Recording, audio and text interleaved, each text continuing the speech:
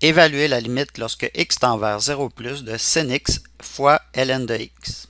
Donc, dans un premier temps, on va évaluer la forme de cette limite. Sinus de 0, ça nous donne 0. Et si on évalue ln de 0 plus, on obtient moins l'infini. On ne peut pas utiliser la règle de l'hôpital directement. Donc, on va garder le ln de x au numérateur et le sinus x, on va l'envoyer au dénominateur.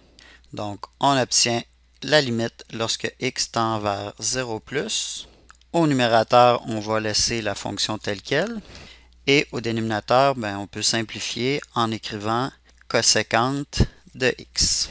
Si on réévalue cette limite, au numérateur, on obtient moins l'infini et au dénominateur l'infini. Donc maintenant, on peut appliquer notre règle de l'hôpital.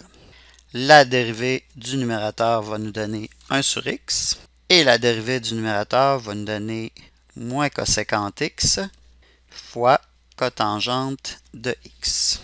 Donc cette limite, maintenant, on peut la simplifier. On va simplifier le dénominateur. Donc d'abord, on a coséquente x qu'on peut réécrire comme 1 sur sinus x. Et cotangente x, on peut le réécrire comme cosinus x sur sinus de x. Donc, après simplification, on va obtenir la limite suivante. Au numérateur, on va avoir sin carré de x. Et au dénominateur, on va avoir moins x fois cosinus de x.